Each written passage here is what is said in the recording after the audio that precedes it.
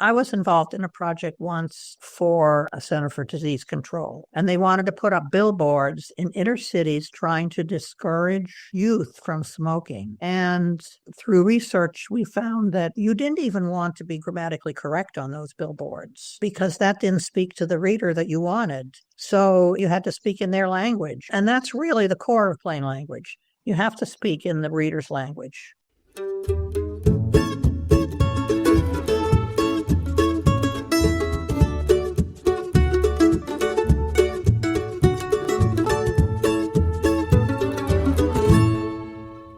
Welcome to Top of Their Game, the show where we speak with the people making communications clearer, fairer, and just plain better. I'm your host, Bob Milstein, a lawyer and plain language trainer, practitioner, and advocate. Today, I'm excited to speak with yet another legend in the field of plain language advocacy, Dr. Annetta Cheek.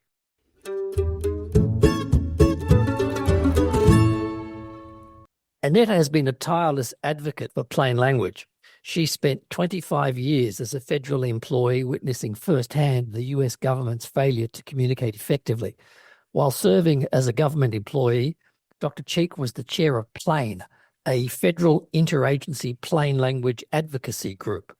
In her role as chair, Annetta administered the group's website and taught courses on plain language to different government agencies. She also spent 4 years as the chief plain language expert on Vice President Gore's National Partnership for Reinventing Government. In 2003, Annetta founded the Center for Plain Language, a non-profit organization dedicated to plain language advocacy. But perhaps Dr. Cheek's biggest success was her work to pass the Plain Writing Act into law. Thanks to her great work, millions of Americans are now receiving easy-to-understand communication from the federal government. In today's episode, we will talk about how Annetta first developed her passion for plain language, how she managed to persuade government that legislative fix was something worth investing in, and we'll also chat about lessons she's learned as a leading plain language advocate over many decades.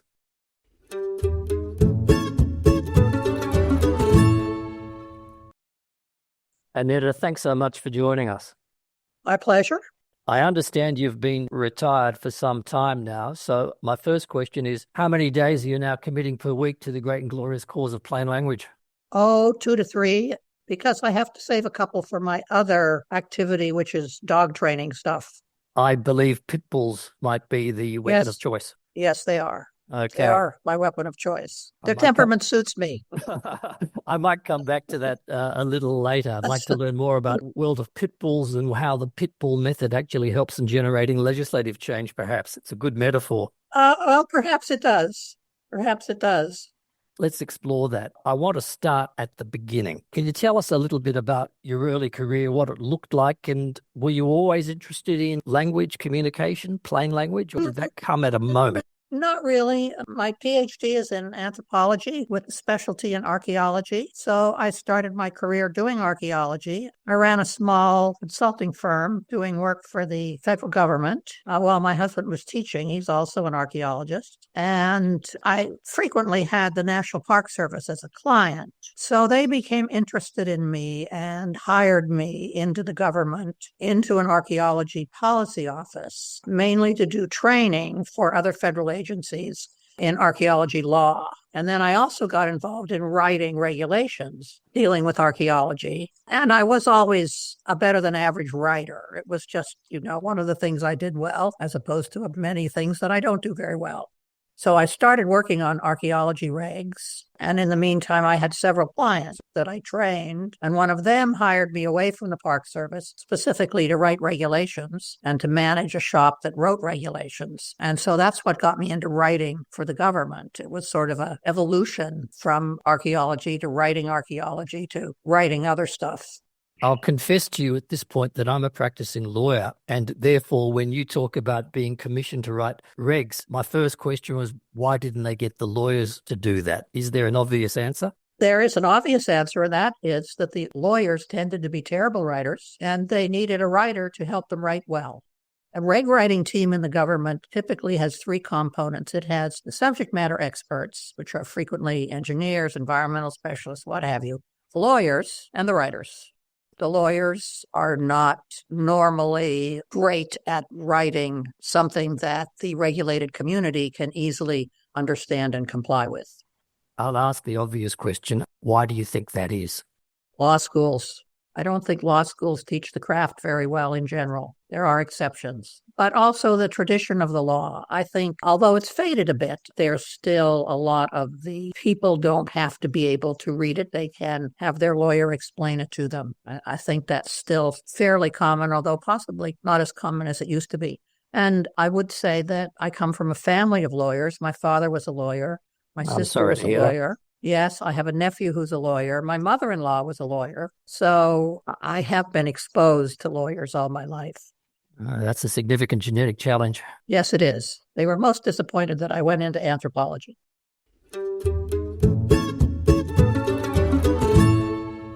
When it comes to that difficult form of lawyer writing, how do you deal with the inevitable yeah, but that is often put up? Yeah, but this is complex, this is technical, this is tightly regulated. We've got to get it right. Well, that is indeed very common. Usually it's a process. They don't believe you the first time, but, well, I'll just give an example. My first big project of writing in the government was a regulation. I only got the opportunity because the lawyers had failed to observe required processes and had not given the Office of Management and Budget enough time to review it. And so they had a 6-month downtime where they were twiddling their thumbs. And I appealed to a higher authority, the secretary of the department, and said, since nothing's happening here, can I take this opportunity to rewrite this reg? So I rewrote part of it and I sent it to the lawyers and they came back and they said, this is not correct. This is not the way the law is. And I said, well, how not? And so they said, well, in this section, this is wrong and this is wrong. And I said, well, let's look at what you wrote. This is what you wrote. I'm translating what you wrote. So there was a lot of mulling it over, and they finally, very reluctantly, agreed that what they had written was not what they meant. But because they were writing in their standard lawyerly fashion, it came out wrong, and I had taken what they wrote and translated it accurately and ended up with something that was wrong because they were wrong. And that particular instance was an aha moment for them. And those particular lawyers, I worked on several other projects with them, were always very cooperative, but it's not always that easy. What was the aha moment for you when it came to getting involved in plain language advocacy? Well, I took a class. I was writing regs at the time, and I think I was writing regs that were clearer than your average reg, but someone from another agency that wrote regs came and said, I just had this class from this wonderful guy about reg writing, and you should take it. So I took it. His name was Tom Murawski, and he had been a professor of English at the Air Force Academy and was now retired and was doing government contracting. And he was I don't know if you'll relate to this since you're not from the U.S., but he was a Southern Baptist minister of plain language. He was an advocate of something that was close to a religion to him. And he was an outstanding teacher and an outstanding writer. And he showed me the error of government's ways of writing regulations and has been a big influence on me in my career. Speaking of that career, can you take us through the early efforts you made to introduce plain language into U.S. federal government work? Well, I wasn't alone. I wasn't in a crowd, but I was in a handful of close to zealots, and several of them had training from the same guy. So we can maybe use him as the starting point. And a handful of us, literally 5 or 6 of us, started meeting weekly for a while and advocating within our agencies. And then we were joined, fortunately, by a staff officer from the Office of Management and Budget. Now, the Office of Management and Budget had the authority to review all regulations, and this guy had taken Tom Murawski's class, and he became an advocate. So he started sponsoring our meetings and housed them at a OMB building, which of course attracted attention because everybody had to have their regs reviewed by OMB. So the group grew, and we gave it a name. At first, it was the Plain English Network, because that worked out very well as PIN. And we started meeting monthly and having speakers, and it just sort of grew from there. We developed a website that one of the agencies hosted, and we got a lot done because we were what you would call a skunk works, if you know what a skunk works is. And it's the people in the shed out back that nobody really knows what they're doing. Nobody's funding them. Nobody's telling them what to do. And they just turn out projects that they feel are important. And we were sort of like that. There was no funding for plain language. There was just a small but growing number of advocates in the government that were nursing it along in their agencies. I imagine that those advocates, particularly in the early days, met with significant resistance. Oh, yes. Oh, yes, they did. But there are a number of tools that we used.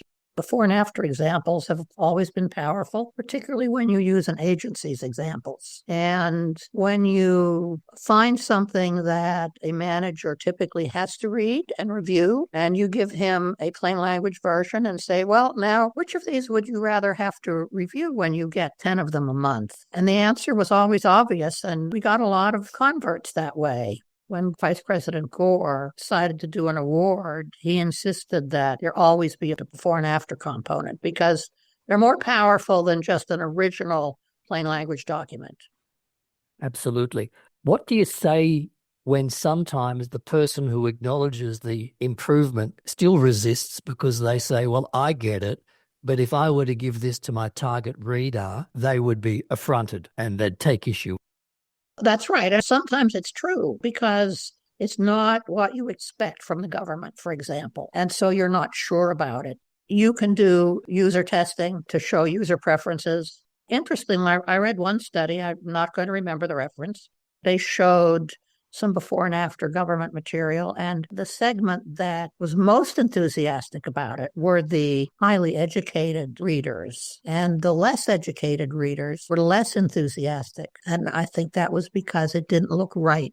There was just something wrong with it. I had to deal with this attorney in the White House. We were writing a presidential memo on Gore's behalf, and he couldn't stand the way we were writing it. And we said, well, why? And he said, it's not magisterial. So to him, government writing should be magisterial. I didn't know we had that kind of government.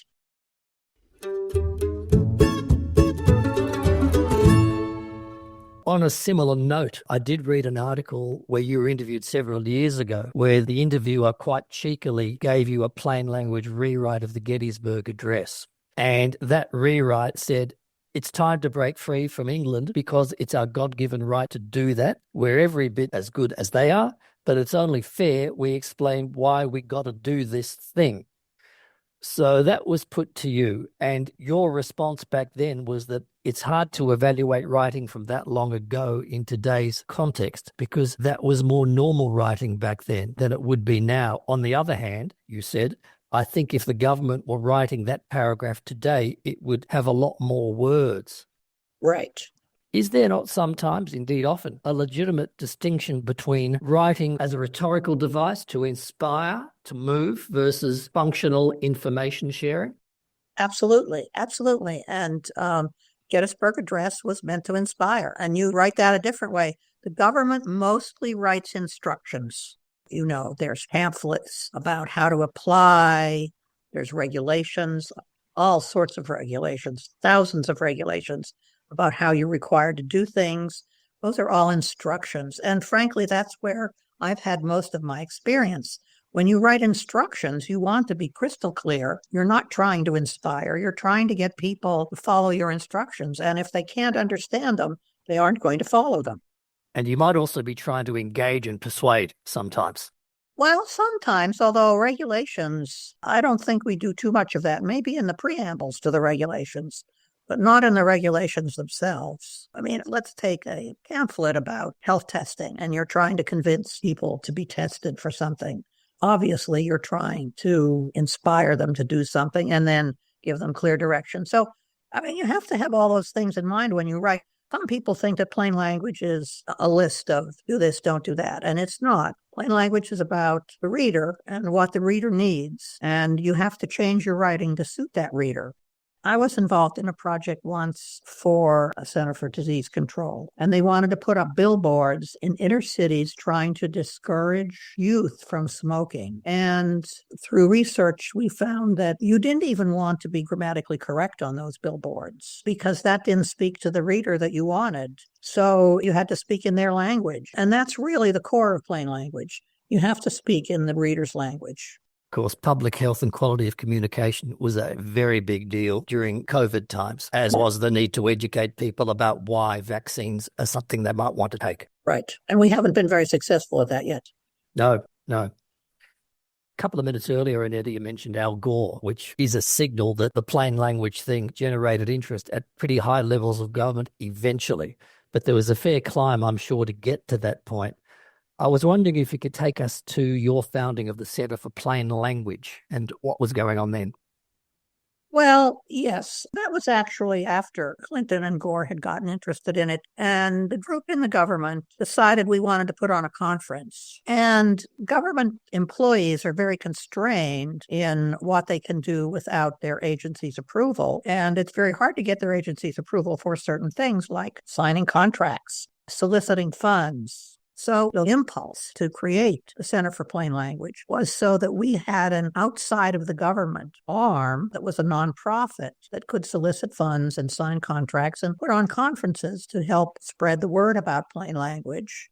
We didn't at first have the law in mind because we didn't have a law yet, but that worked out very well because once we got the law, then we had the center and then we had report cards. And by the law, you are, of course, referring to the Plain Writing Act of 2010? Right. I believe we founded the center in 2003. There was an international organization that put on conferences like every other year. That's now called Plain. Was founded in Canada, but is now worldwide. And they asked us if we wouldn't mind hosting a conference because they wanted to expand. And we were very excited, we being those of us in the government who had gotten involved in this, we were very excited about doing that. But we couldn't do it because we had no method to do it. So that's why we founded the center, so we could put on that conference.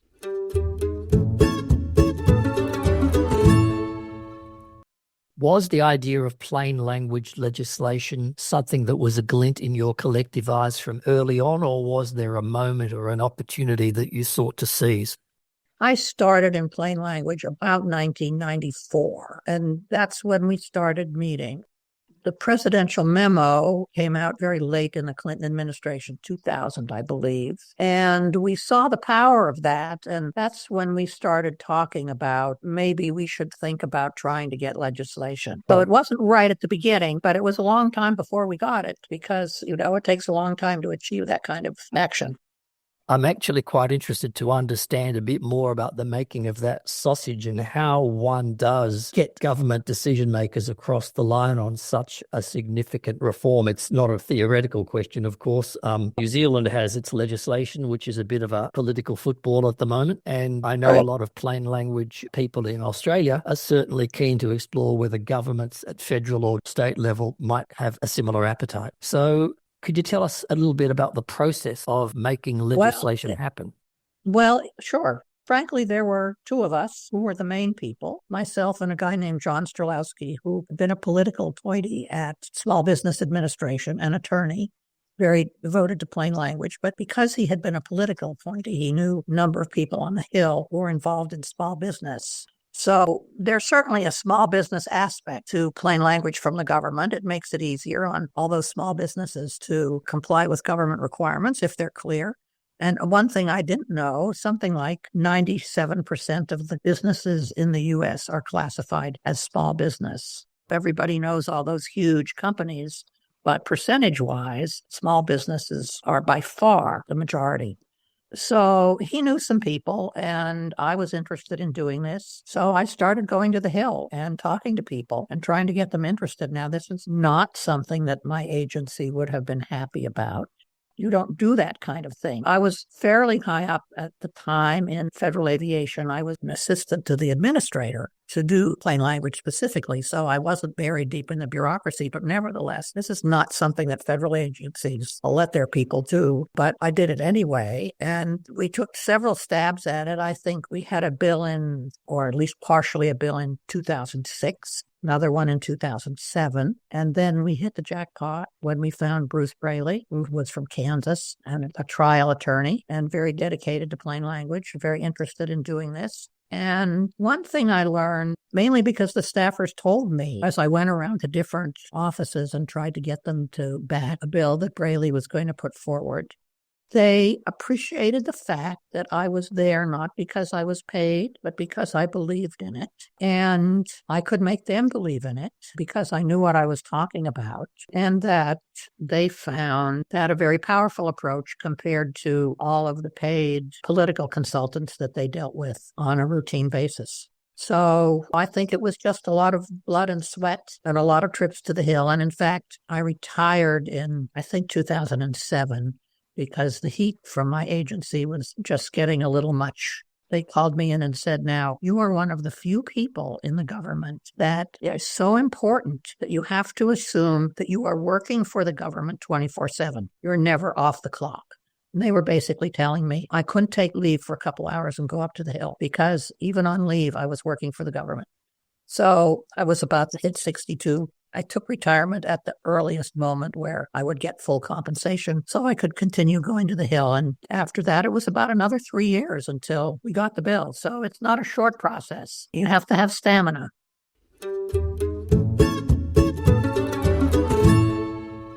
For those who aren't familiar with the legislation, could you say a little bit about its anatomy, the definition of plain language, who it covers, and what they are meant to do to comply with the Act? I don't remember the details. I haven't looked at it lately, but it's basically the standard definition about people that are impacted by the Act. It did not, unfortunately, cover regulations. If we had tried to cover regulations, we would have lost the Act. It does not have any penalty for failure to comply. If we had tried to do that, we would have lost it. Politics is the art of the possible, and those things were not possible. It basically addresses the material that agencies use to deal directly with the public, except for regs, and that the public needs to understand to get government benefits in particular, comply with government requirements, and so on. There were various impositions on the government. They had to have a contact person. They had to have a web page. They had to do an annual report and training. They had to do training. What happens if they didn't do the training? Not a damn thing. If they didn't do training and their work wasn't any good, then it would show up in the report card and they'd get bad press. And that really was the most powerful thing. Tell us a bit more about that report card. Was the report card a considered initiative to, if you like, offset the fact that there was a strategic call not to seek legislative teeth? Well, yes, definitely. We had the bill, we had the law, which was a great achievement, but we knew that without something, we wouldn't make that much progress. Yes, they had to do an annual report, but agencies have to do hundreds of annual reports.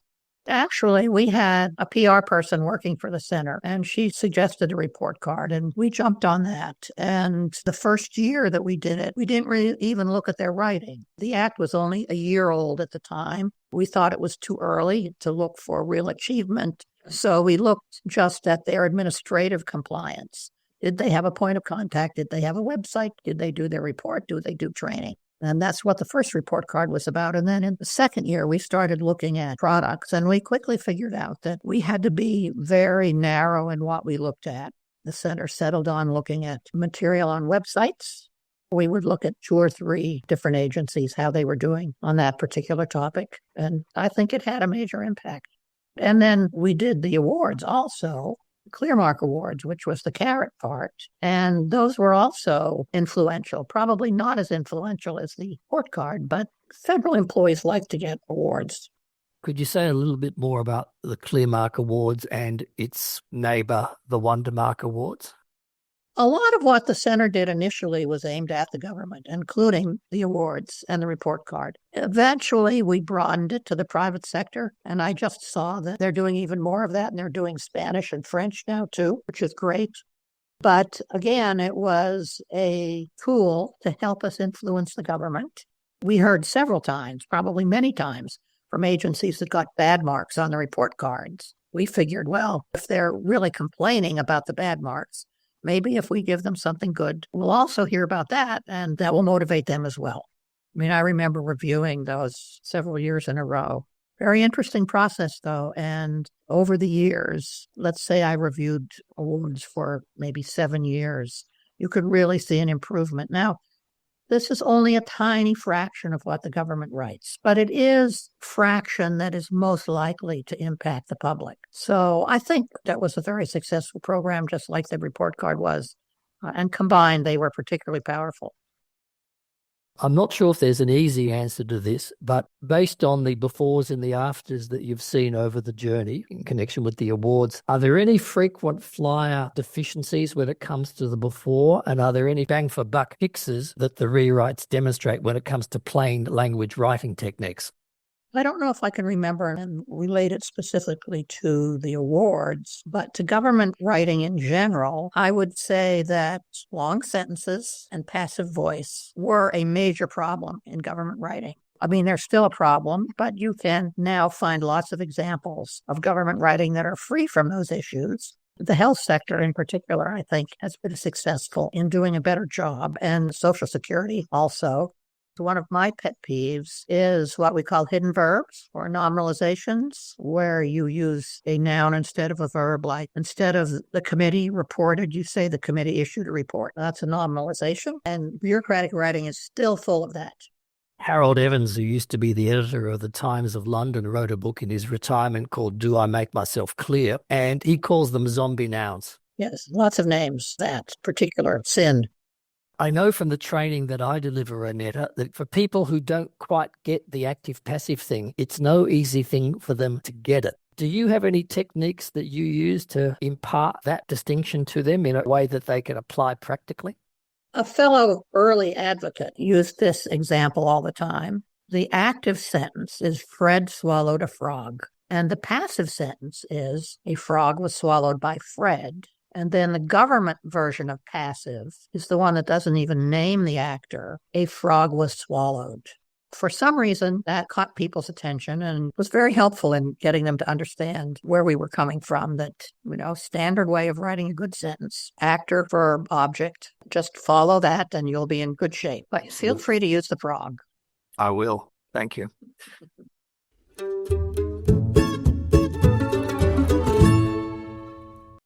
We've walked through quite a few of your significant advocacy roles so far, but I want to turn to one that's quite current, the ISO in the International Plain Language Standard, and the other parts that are going to hang off the resource. Could you tell me a little bit about your role? Sure. We haven't mentioned the International Plain Language Federation yet. I've been involved with that for a long time, and that was founded by the Center for Plain Language and Plain International and Clarity. And I was chair for a while on the board a lot. And back in 2010, the Federation published an article in Clarity and set out a number of goals. And the first goal was the definition of plain language. And I worked on that with Joe Kimball and Neil James and several other people. And we published a definition that was similar to the Act and similar to what the three organizations have said for a long time. And started with Ginny Reddish, the one about that readers can find what they need and understand it and use it.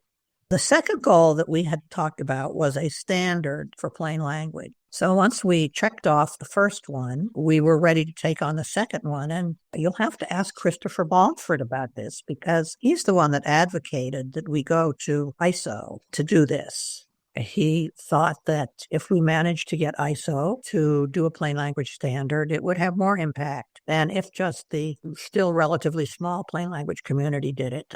So we drafted up a rough draft of a standard, and Christopher went off to Standards Australia, I believe. And much to our surprise, ISO said, yes, sure.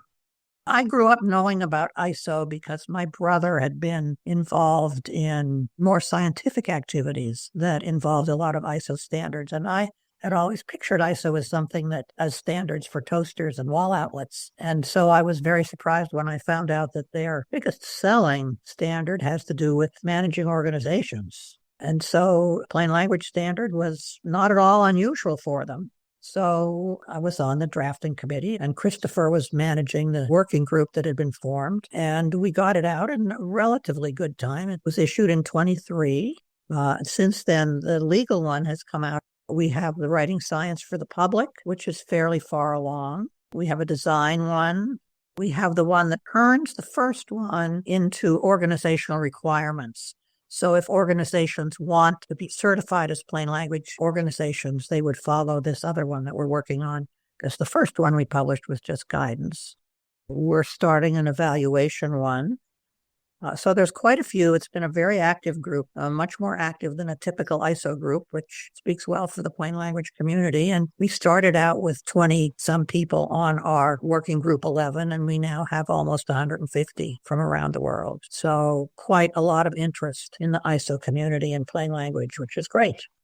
Absolutely. Just for the people who don't know some of the players here, I'll just backtrack a bit.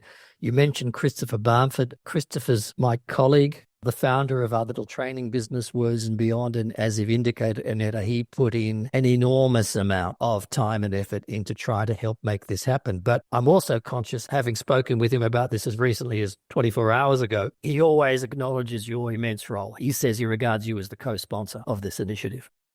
Well, probably yes. I was certainly a key on the drafting committee. He wasn't on the drafting committee because he was managing the whole team. So that kept him busy. What can I say? I've experienced an expert at getting people to do things.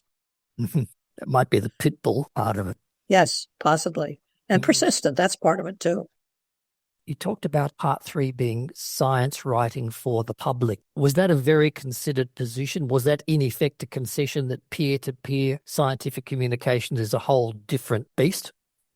Well, we started out without making that distinction. And then we decided that peer-to-peer wasn't totally different. In fact, we say in there that writing for your peers, you would do well to follow the advice in this standard. But our primary concern was writing for the public. And it was a very big topic if we were going to include peer-to-peer. And we could always do peer-to-peer later if people had the desire to do that. What's the big picture here so far as all of these moving parts are concerned? What are you hoping will come of this? And how will it change the way people write and the commitment organizations will make to that issue? Having started in the mid-90s, I can see a lot of change worldwide in the fact that we started with a 20-some member committee and now we have a 150-member committee. And that's sort of typical of what's happened over the years, but still it's a drop in the bucket. And I think the role of ISO can be very powerful in helping us spread plain language. We do have setbacks, but we will come back because it's the right thing to do at some point. And I don't really remember whether I said it or Gore said it. It's ancient history now. One of us said plain language is a civil right, referring specifically to government writing. So I think it's the right thing to do, and I think it will continue to spread. And the imprimatur that ISO brings will certainly help us with that. Is the civil right the same as a human right? Yes, except I think we were speaking particularly about the government. So we were a little more on the civil rights side. But yes, I think it is a human right to understand what the government is telling you to do. You can't be expected to do it if you don't understand it.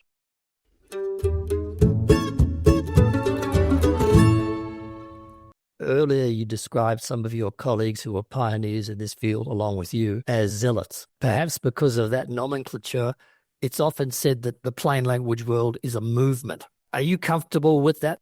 Yes, but it's not the whole picture. It certainly started as a movement. And I think whenever plain language starts someplace new, a new country, a new company, a new industry, I think in its early days, it's a movement. It almost has to be. As it matures, it becomes more of a profession. And I know a lot of people don't like to hear that it's a movement. They want to say it's a profession. Well, it was a movement before it was a profession. It is in some ways a profession now, but wherever it starts new, it starts as a movement. That's the anthropologist in me speaking. So given that continuum, where do you think we are in 2025, which is the date of this recording? Well, it depends on where we are. If we're talking about Norway, for example, which is one of the leading countries, I think it's gone beyond a movement. In the U.S., in some segments, it's gone beyond a movement, and in others, it hasn't. It's very variable. And I think sometimes it may, unfortunately, move backwards so that we need more of a movement when we lose some of it to people that have strange ideas about the world. All I can say is I think it's variable and it changes over time, and it will continue to change over time. And there will always be a movement aspect to it, I believe. If Annetta Cheek was seeking to persuade the US federal government in 2025 that they should introduce plain writing legislation, what would her prospects be, do you think?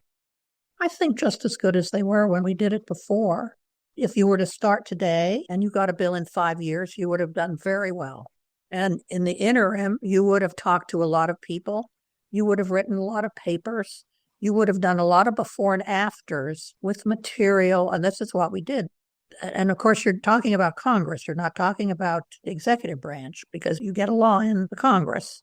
So there's still a lot of people in the Congress that are going to listen to you. Everybody in Congress has their pet interests. So you put in the time and you go up there and you have some before and after examples from their area of interest, and that attracts their attention. There's lots of sources that tell you about what different congressmen and senators are interested in, and you avail yourself of that research. So you try to understand who you're talking to and what is going to appeal to them. It's a long, laborious process. You know, when I said there were two of us going to the Hill, but there were another half dozen people who would respond when I said, we have to have a paper on such a topic because it was a particular important senator's issue. So they would get out their examples and their training material and come up with a little paper for me so that I didn't have to do them all, to talk to that particular individual and help convince them. I don't think it would be any different than it was before. It might take a little longer, but having already had the experience, it might come faster.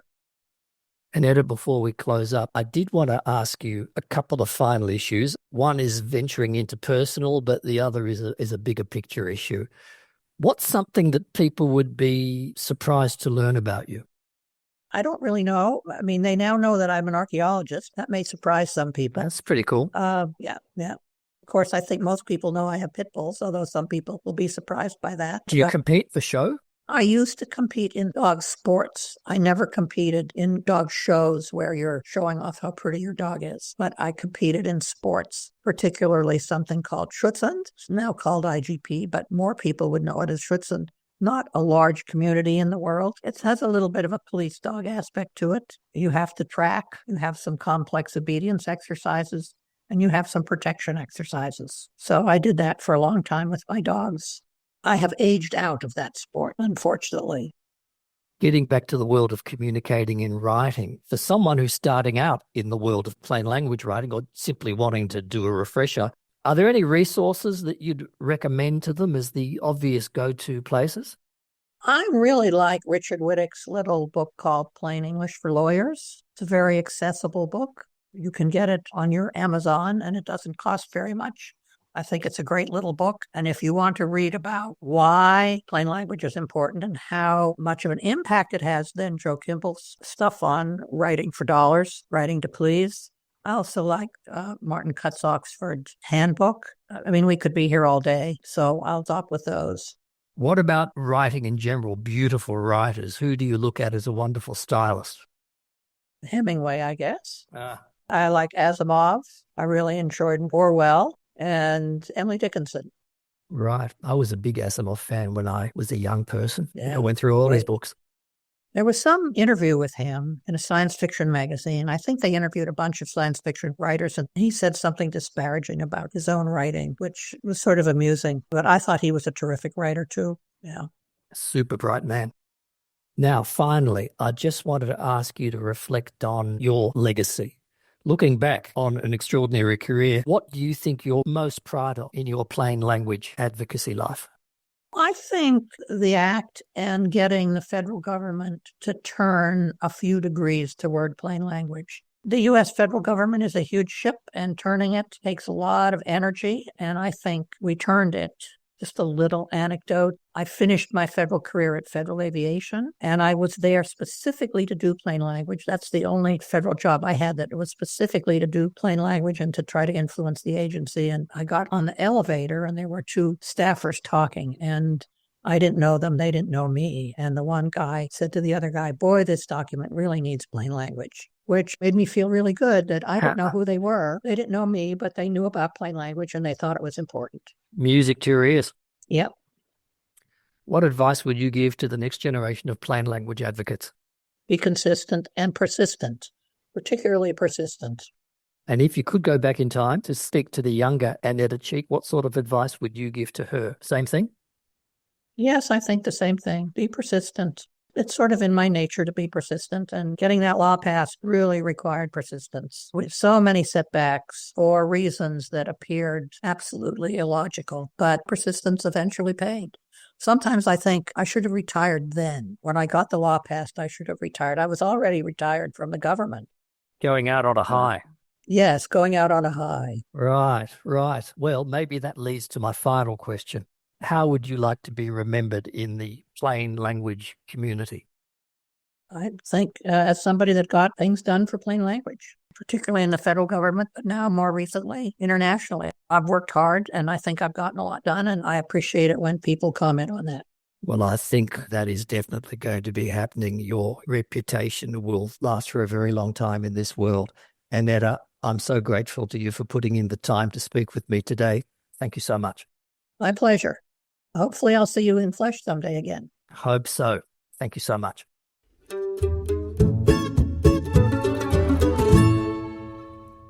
Whether we call it a movement or a profession or just a plain old commercial venture, Annetta reminds us that plain language is a civil right.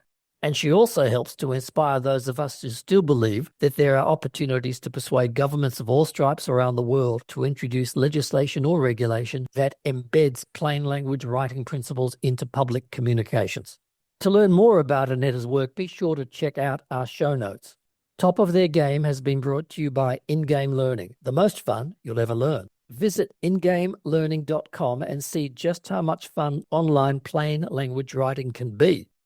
If you enjoyed today's episode, share it with a colleague, leave us a review, or better yet, rewrite something terrible and send it to us. We will love you forever, and so might your target readers. I'm Bob Bilstein, and until next time, go forth and clarify.